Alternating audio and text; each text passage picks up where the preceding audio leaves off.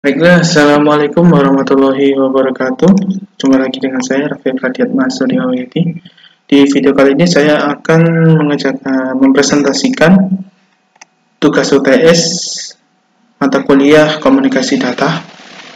Tugas UTS tersebut adalah mempresentasikan hasil jawaban dari soal nomor 1 sampai dengan 4.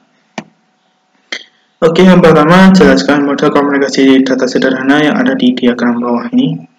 Di sini memiliki 5 sebuah source, transistor, transmission system, receiver, dan satunya lagi adalah destination. Saya jelaskan dari gambar tersebut. Sebagai data, ada 5 aspek penting yang harus diperhatikan dalam komunikasi data, yaitu source, transmitter, transmission system, receiver, dan destination. Setiap aspek yang ada dalam komunikasi data tersebut memiliki peranannya masing-masing. Yang pertama, source atau sumber data, yakni tempat utama di mana kumpulan data sekaligus informasi dapat dimunculkan, kemudian dikirimkan. Sumber juga bisa diartikan sebagai sumber asal dari suatu perangkat yang berfungsi untuk menginput data serta mengirimkannya ke tujuan penerima data. Yang kedua adalah transmitter. Transmitter fungsinya untuk memproses beragam informasi data sebelum dikirimkan lewat media tertentu. Bentuk asli data sebenarnya hanya berupa kode biner yang hanya kita ketahui kode biner tersebut adalah deretan angka yang terdiri dari angka 0 dan 1. Untuk mengolah data tersebut menjadi sebuah file teks, memerlukan media yang disebut sebagai transmitter. Transmitter ini membangkitkan kumpulan data terlebih dahulu, kemudian mengolah dan memprosesnya sedemikian rupa. Setelah data tersebut diolah menjadi kategori teks tertentu, maka akan diubah dan dikirimkan melalui perangkat lain dengan bentuk sinyal analog. Kemudian dikirimkan dan disalurkan kepada perangkat sebagai penerima data. Salah satu contoh dari transmitter seperti modem yang fungsinya mengirimkan digital bit stream dari satu perangkat ke perangkat yang lain. Proses penyaluran tersebut dikirimkan lewat sinyal analog dari jaringan telepon. Kemudian yang ketiga adalah media pengiriman atau sistem transmisi. Fungsinya membawa sinyal dari sumber transmitter menuju penerima. Bentuk dari sistem transmisi seperti sebuah jalur yang sangat beragam, ada yang tunggal dan ada juga yang cukup kompleks. Jalur tunggal biasanya hanya perlu melewati satu jaringan, sedangkan jalur kompleks memerlukan beberapa rangkaian sistem tertentu. Beberapa contoh sistem transmisi yaitu chopper media, wireless media, dan optical media. Kemudian yang keempat adalah receiver. Receiver adalah salah satu komponen penting yang dimiliki oleh penerima data atau informasi perangkat tersebut berfungsi untuk menerima sinyal yang telah dikirimkan oleh sistem transmisi. Jadi dari source ini ada berupa data yang dikirimkan melalui transmitter ke transmission system, dari transmission system kemudian dikirimkan ke receiver.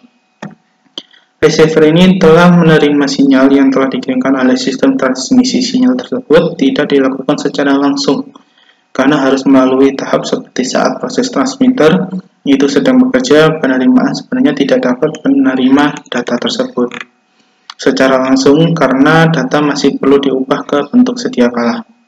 Data terlebih dahulu diproses ulang sama seperti kinerja transmitter. Setelah data dikembalikan bentuk awalnya seperti sebelum dikirimkan, pada tahap awal barulah data utuh bisa diterima ke dalam bentuk teks oleh destination.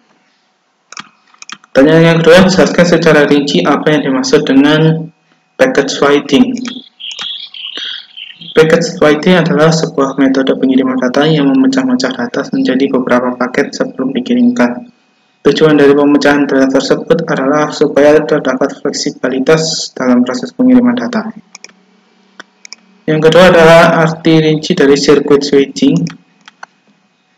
Circuit switching adalah jaringan yang mengalokasikan sebuah sirkuit atau kanal yang dedicate di antara node dan terminal untuk digunakan pengguna untuk berkomunikasi. Berikutnya yang ketiga adalah arti dari message switching adalah teknik switching jaringan di mana data dialihkan secara keseluruhan dari node tujuan satu harapan pada suatu waktu.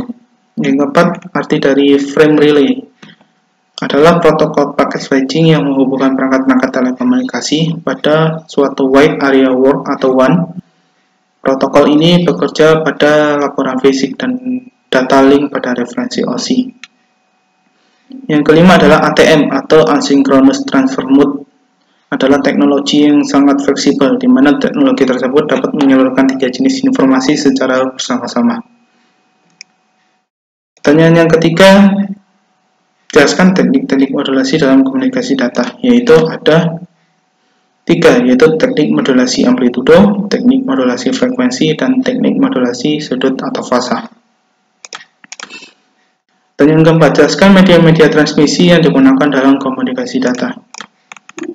Yang pertama ada media transmisi berkabel, merupakan sebuah media transisi data menggunakan kabel yang memerlukan ruang dalam pemasangannya. Media transmisi berkabel dapat berupa pasangan kabel terpilih atau twisted pair cable, kabel koaksial, dan serat optik. Yang kedua ada media transmisi nirkabel, merupakan suatu media transmisi data tanpa menggunakan kabel, namun menggunakan gelombang elektromagnetik sebagai media transmisi datanya. Media transmisi nirkabel dapat berupa gelombang radio, gelombang mikro, dan gelombang inframerah. Itu saja presentasi saya di video kali ini. Saya akhiri. Assalamualaikum warahmatullahi wabarakatuh.